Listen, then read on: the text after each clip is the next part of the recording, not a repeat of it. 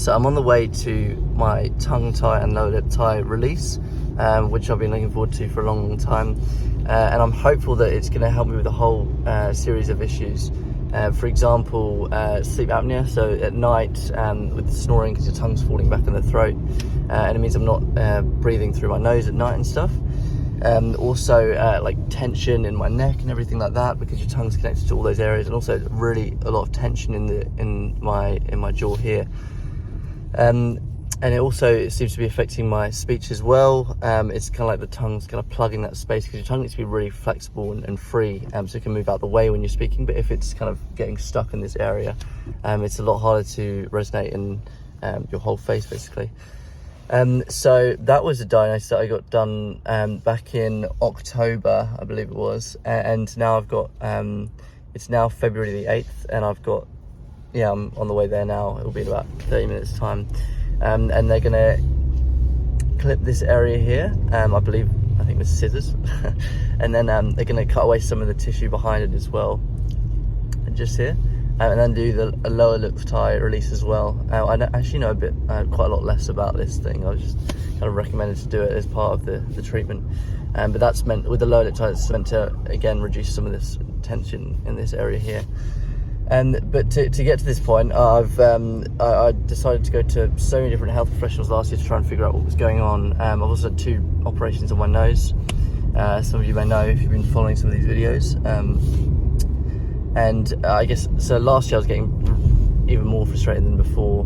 So I just started going to all these different health professionals trying to figure out what's going on. So I saw a breathing coach, a Chinese doctor for acupuncture, like several osteopaths, like opera singer, voice specialists, ENTs, also speech pathologists as well, all these types of people. And at the same time, going on really, really strict diets, doing all these different types of diets, whether that be carnivore, keto, plant-based, all these different ones. Even fasted for 3 days to try and help with reflux, which was kind of okay, but really, really obviously uncomfortable. That I don't know how people do it longer than that. And yeah, like just so many different things, like cold water exposure, steaming, humidifier, just all the things that you can think of which make marginal differences. Something that I've definitely learned along this journey is that if you do things like for example, when I was doing acupuncture, it was like they'd be doing it for 30 minutes or whatever, they leave you with these needles on, and I'm thinking, if they just get to 40 minutes, maybe that's going to make all the difference. But obviously, doing like massages or like 30 minutes, something like a massage for 30 minutes, and I'm thinking to myself, maybe if they do just 35 or 40 minutes, I'd always try to get the absolute maximum out of each thing. But the reality is that probably wasn't the answer, what I was looking for. What the answer was a combination of 2 things. So I went to a voice specialist last week who basically told me that that nothing else was wrong, except that I had a really, really high larynx. He basically said it's like right up here. Now, I knew that I had a high larynx. I guess I kind of just needed someone to tell me that how high it was, and that I didn't have, for example, nerve damage. I got that. My nerves tested here. They stuck these things in here and here, really, really painful. And he also obviously put the camera down and looked at my vocal cords and everything like that. And again, I've had that done a bunch of times, but yeah. So he basically said, like, there's nothing wrong with your vocal instrument. It's just that you got a really, really high larynx. On top of that, I've also had the diagnosis about the tongue tie specifically, from a speech pathologist in New York, who this opera singer that I've been seeing is connected with, and she said, like for really high notes, you're going to want to get that sorted out as well. Just kind of a combination of those 2 things.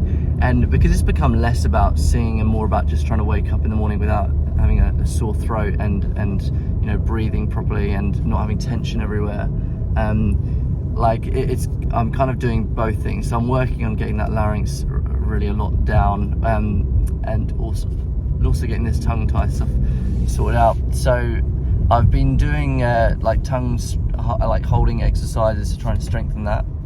So like things like this. you kind of hold that. But the issue is you can't just rely on that without doing the actual release, because this is just tissue here. You can't stretch that area. It's not a muscle, but you can strengthen the actual tongue bit, which will train it to stay up once you've had the tongue tie release done. Because if you just did the tongue tie release, it can revert to what it was like previously. Just straight on. So yeah, so on the way then out, what I will say is that if you don't have the tongue tie stuff done, it doesn't mean that you can't sing, because since working on the larynx, getting that really far down, I was able to get really far with my opera singer vocal coach the other day. It was something that it's something that we touched on again. It's like I knew that I had a high larynx, so we've been working on that.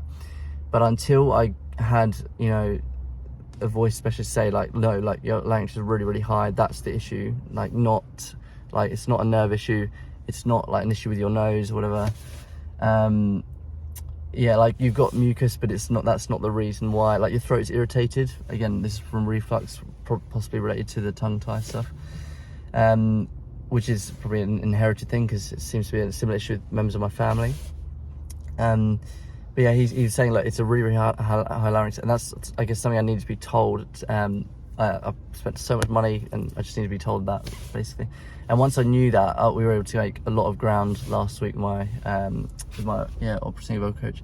So if you don't have the tongue tie stuff done, it doesn't mean that you can't sing, because I definitely can sing. Since getting that last week, that assessment, and I was able to make a lot of progress. We do things like things like this, which like O's and the U's really keep your larynx down, whereas A's and E's make it higher. So you basically start everything from an O or U, I guess, like from a starting point, from those two vowels, the O's and the U's, and we're making a lot of progress with that. Also, another thing is that, and again, this is something that we worked on last week, is actually trying to open your nose hole here. So typically my default, say I'm going past a rubbish bin or something like that, or you've got a rubbish truck picking up from the local area, and I would always, it's like by default my nose is kind of shut off so I don't smell it, and which is great for that situation. But it means that when I go to sing, my nose hole, and even when I speak now, like my nose hole is typically like shut off. But with singing, you need to be opening that whole area, and with speaking as well. So that's something we've been working on as well, and it means I'm able to resonate a lot better here. And then obviously having the larynx down means there's a lot more space. So yeah, and I was asking the speech pathologist I saw the other day for the first time about how you can get that larynx down, not just by doing singing exercises, but other ways. And she's saying, well, yawning is like by far the best thing you can do for that. Because I was saying, oh, can I just do this, like things like that to try and get it down? And she's saying, no, like yawning is what you want to do. Another thing that she was saying is that, and this is something I obviously not good enough yet because you can hear it in my voice, I'm not quite nailing it, and that's partly due to reflux as well, so hopefully that'll get better soon. But she was saying that when you breathe in for speaking, you don't ever want to hear your breath, because when you don't want to hear that at all, because that means your throat is too tight. If you do a silent breath, that means your throat has to be like really wide, and then you won't hear it. So if I do this, like if I do it silently, that means your throat is wider, and then when you speak on like after doing that really wide inhale and exhale, it's going to be a lot clearer if you use minimal effort to bring your vocal cords together. So she'll do something like this, like that, so using minimal effort and the right amount of breath pressure. So anyway, these are a bunch of things that I've been learning since the last video, so I just wanted to go through a bunch of them. I'm sorry I didn't make videos individually for each of those, but I thought it'd be really good to make this video before I go into the tongue tie operation, because before I was thinking to myself, oh, like I can't sing and this tongue operation is going to make me sing. It's not like that, because I can sing definitely without it, and that's something for a long time I was not getting anywhere on. So I guess that the core issue was the fact that well, it's hard to say, but like to sing, like I just need to have the larynx a lot lower, which is great. And again, as I said, I knew I had a high larynx. I just didn't know how like bad the situation was. And it's not something you're going to solve with surgery. That's just something you can train, which is obviously great. But separate to that, it's if you want the best quality sound, like if you want to hit those really, really high notes, and if you want to, be breathing through your nose at night, so your vocals are hydrated. Like again, like I've got a humidifier in my room. It doesn't really help much when it comes to hydrating my vocals. I know that Mariah Carey's got like, apparently I saw this somewhere ages ago, like she has like 13 or something humidifiers when she goes on tour. Like if I had 13 in my room, maybe that would make more difference than one. But I guess I always knew it was something more than just, you can just train this area to go down. Yeah. Anyway, so that's what I wanted to say. Like going into it now, I'm really, really excited because it's obviously been a long time trying to figure out what was going on. Hope it's going to improve the breathing, the sleep apnea, not having the reflux again. I'm always like doing that to get stuff down. It doesn't really help that much. Yeah, I'll see if I can get off the antacids and the PPIs that I take every morning. Again, like the PPI stuff, it's like kind of stuff you've got to do, because if you don't do it, it's just gonna irritate the throat. And I went for a couple of weeks. I went to America recently as part of a job that I was doing, nothing related to music.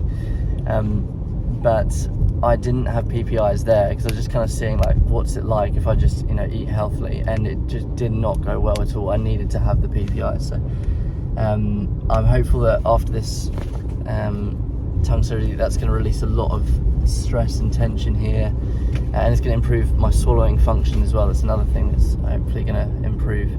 Another thing is that just real quick back to that reflux stuff. Like I needed to take the PPIs because if I didn't, it would just irritate the throat, and I did notice a big difference taking it and not taking it. But again, it's not the be all end all. It's not like if you take the pill it's going to make you so much better. It doesn't really work like that. These are all like minor improvements, but something like doing the tongue thing and getting the larynx down, those are really, really crucial things allegedly. So yeah, anyway, on the way there now, and really, really looking forward to it. We were at church last night, and I was getting quite emotional because I was talking to a guy who I'd been speaking a lot to when I was last year. I was doing this job that I really, really didn't like, when I started doing a lot of these videos, in fact. And I found that the conversations between me and him every week were really, really helpful, and it was really encouraging, I felt, in like telling me to try different things, keep going, don't stop. And I let him know that last night. I was getting quite emotional as I was talking to him. So it's been really, really nice having that connection with people, like my brother, girlfriend, sister, who were all there yesterday, and yeah, it meant a lot because it's been quite a journey trying to get this stuff sorted out. And it's not just since I've been doing the videos, it's going back quite a few years now. But yeah, so yeah, we'll see. I'll do a video after the surgery today, and hopefully I've got some good things to report, because yeah, I've heard good things about getting your tongue stuff done even as an adult, because usually it's meant to be as a baby, but there are people that get it done as an adult and notice some big changes. Sometimes, like, it's different for different people depending on how severe your tongue tie is. Mine's I can't remember which part of it, because a lot of the tongue tie stuff wasn't that bad, but it was one of them specifically. I think it was like I wasn't able to put the tongue to the roof and not engage the jaw. Like if you engage in the jaw, you're compensating. So I think I was at grade 2, like compensating grade 2, and like grade 3 was the corrected. So when I'm doing it properly, the exercise, like what she was telling me to do properly, I was at grade 3, which is not great. That's like, yeah, the 3rd out of the 4 bad ones or whatever. Like grade 1's great, you have no problem, and hopefully going to be grade 1 after this thing today, and after continuing to do those exercises, like that holding tongue thing. But yeah, like to the other ones were okay. I can't remember where I was going with this, but yeah, so that I guess I just want to say that's what my tongue tie situation is at the moment. And yeah, like as I said, like it seems to be an issue with my family, so I'm kind of the guinea pig for my family. Like if it works for me, I'll tell my family to do it as well. Although I don't think any of them care quite as much as I do about it, because of the time, effort, and money I put into trying to figure out all this stuff. And again, like without seeing experts that know about this stuff, I would have got nowhere. I would have just been looking up stuff online. So, I guess one of the reasons I make these videos is so that if it was my past self watching it, I'd save a lot of time and effort and money, as I said, trying to figure it out. But yeah, I find that by going to different experts, I was able to like rule things out. Like I once went on a free diving course. Again, this is one of the videos I did actually last year. I once went on a free diving course because I was like, oh well, if I can hold my breath really, really long, that's going to make me sing a lot better. And it's like, well, it taught me things like like how to really calm yourself before going underwater, and so how to hold your breath well and stuff like that. It taught me things like that, but it also taught me the things that it like didn't teach me in a way, because I was able to kind of rule that out. It's like, well, it's not that. Same with as I said, like going to like, you know, a massage therapist or whatever, where they, you know, massage this whole area. Like I could rule that out in terms that that's not the thing that I'm trying to sort out. It wasn't acupuncture, like, but you have to try these things out to know that it's not those things, if you know what I mean. Yeah, that's the I think it's the Thomas Edison quote about learn 10,000 ways how not to do and not to make a light bulb. So I guess along the way I was taking encouragement for all these things when people were telling me to keep going, where it's like the things that you find out that don't help you, you now can at least rule them out. So yeah, it's like the things that are less likely, for example, that it's a tongue tie surgery because it wasn't picked up as a baby. It's like the things that seem more unlikely, the more stuff that you rule out, by definition that means that thing that seemed unlikely is now more likely because you've ruled these other things out. That makes sense. Anyway, I'll stop waffling because it's been about 17 minutes now, and I'll speak to you all afterwards. Yeah, see you all later. Bye.